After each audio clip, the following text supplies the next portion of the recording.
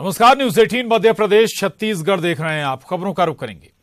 MP में निकाय चुनाव की वोटिंग खत्म हो गई। 19 नगरीय निकायों में मतदान हुआ है। गुना में निकाय चुनाव के लिए वोट डाले गए हैं। ओंकारेश्वर में भी मतदान हुआ है। वहीं धार के 9 नगरीय निकायों में वोटिंग कराई गई है। इसके अलावा राघवगढ़ में भी वोट डाले गए हैं। तो ये बड़ी खबर, अहम खबर है इस वक्त की। आपको बता दें कि मध्य प्रदेश में निकाय चुनाव की वोटिंग हुई और 19 नगरीय निकायों में मतदान हुआ है। गुना में निकाय चुनाव के लिए वोट डाले गए हैं। वहीं ओंकारेश्वर में भी मतदान हुआ है निकाय के लिए, जबकि धार की 9 नगरीय निकायों में वोटिंग कराई गई है। इसके अलावा राघवगढ़ में भी वोट डाले गए हैं। तो खंडवा, बड़वानी और गुना की तस्वीरें आपको दिखा रहे हैं। निकाय चुनाव के लिए आज वोटिंग हुई। वोटिंग खत्म हो गई है। 19 नगरीय निकायों के लिए कुल मतदान हुआ है, जिसमें धार की 9 नगरीय निकाय शामिल हैं।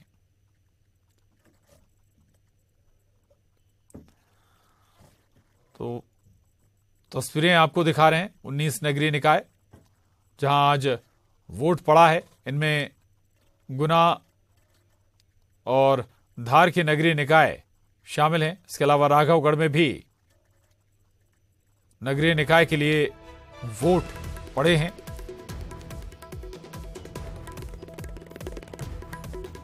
राघवगढ़, आपको बता दें, राघवगढ़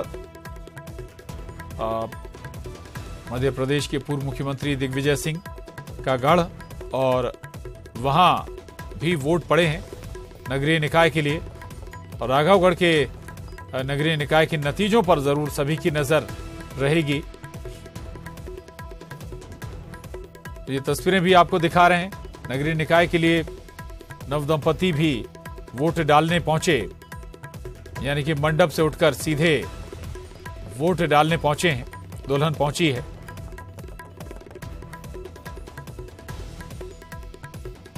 तो ये तस्वीरें बताता है कि आपका एक वोट कितना महत्वपूर्ण है, कितना कीमती है, और उसका आपको सही इस्तेमाल भी करना चाहिए। तो मध्य प्रदेश में 19 नगरीय निकायों के लिए आज मतदान हुआ है।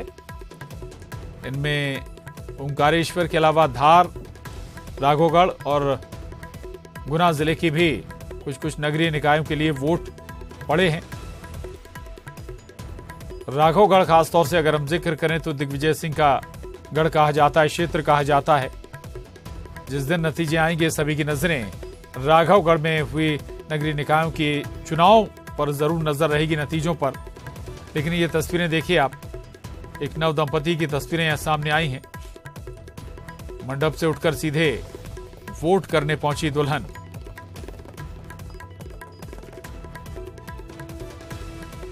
तो आपका एक एक वोट बेहद कीमती है। ये दिखाता है कि कैसे नवदंपति दुल्हन के जोड़े में जो दुल्हन थी वो वोट डालने पहुंची। 19 नगरीय निकायों के लिए वोट डाले गए। 1144 उम्मीदवारों की किस्मत का फैसला हो चुका है। और नतीजे एक बार फिर बता दें आपको, ओंकारेश्वर, गुना और धार और राघवगढ़ में 19 निकायों के लिए, नगरीय निकायों के लिए वोट डाले गए हैं। न्यूज 18 संवाददाता नवीन मेहर धार से हमारे साथ जुड़े हैं। नवीन, वोटिंग खत्म हो चुकी है और अब इंतजार जाहिर है कि नतीजों का रहेगा।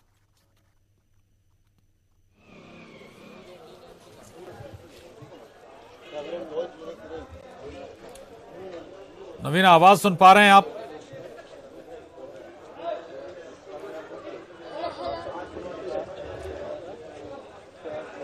नवीन, आवाज पहुंच रही है आप तक?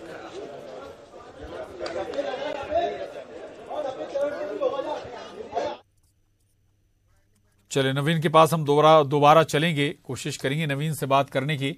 और एक बार फिर आपको बता दें कि धार, राघवगढ़, ओंकारेश्वर और गुना में 19 नगरीय निकायों के लिए वोट डाले गए हैं। और गुना राघवगढ़ का अगर हम जिक्र करें, राजनीतिक लिहाज से ये बेहद मायने रखते हैं क्षेत्र, सियासी दिग्गजों के गढ़ कहे जाते हैं ये। और गुना का रुख कर रहे हैं, गुना से विजय जोगी न्यूज़ 18 संवाददाता हमारे साथ जुड़े हैं। विजय, मतदान खत्म हो गया, अब शांतिपूर्ण ये मतदान हुआ नगरीय निकायों में?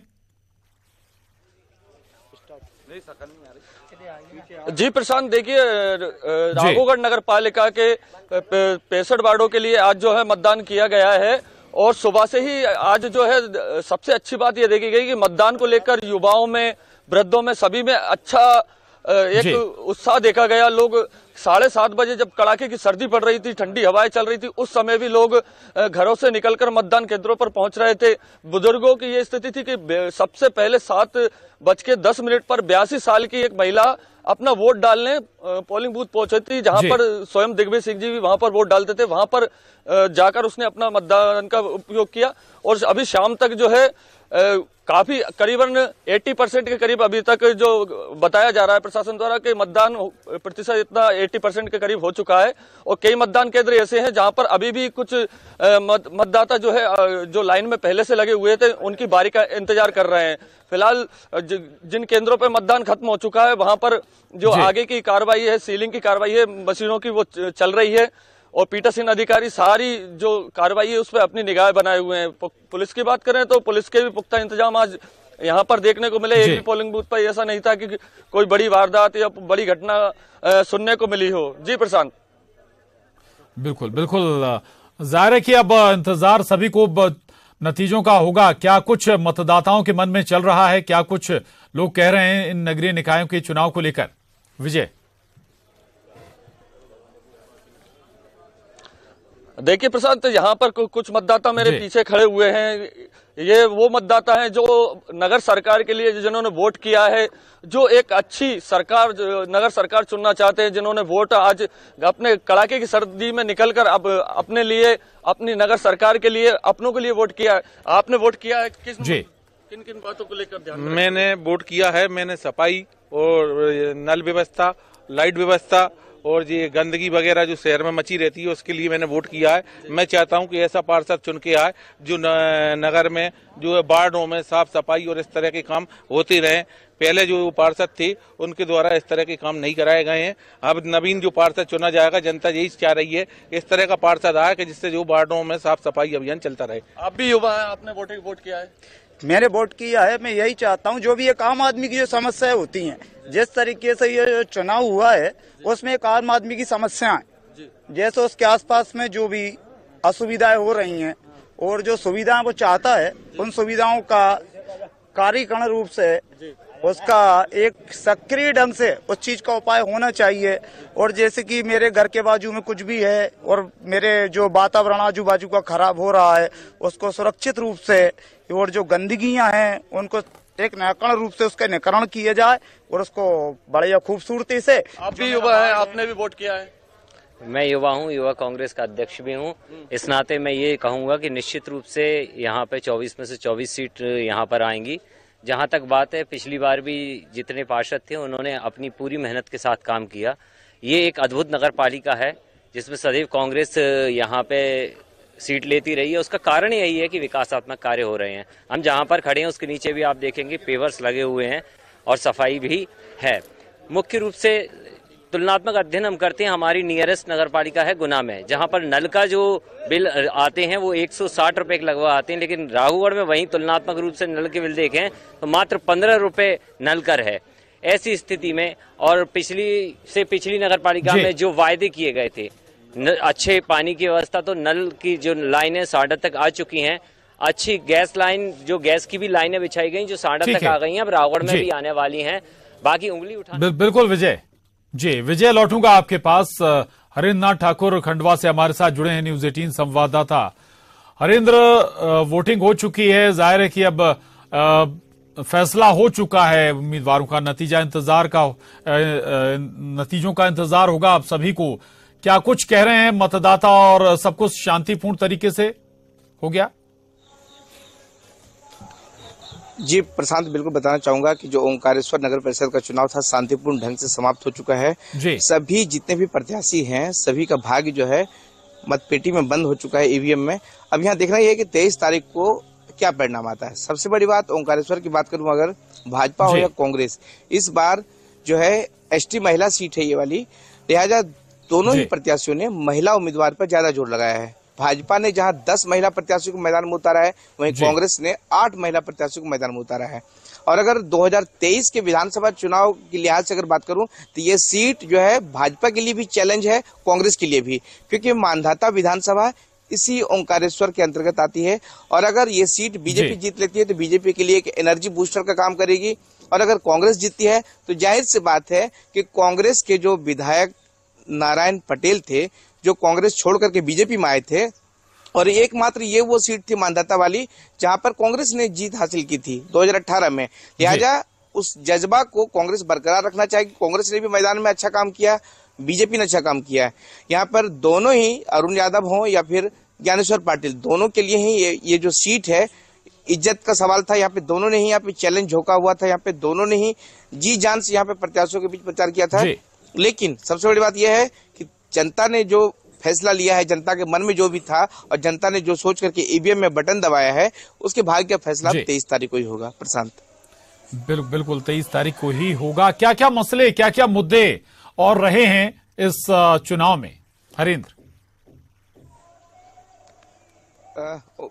ओंकारेश्वर की अगर बात करूं तो ये पर्यटन जो है के लिहाज से काफी बड़ा स्थान है। यहाँ पर तीर्थ नगरी ओंकारेश्वर यहाँ पर देश के 12 ज्योतिर्लिंगों में से एक है।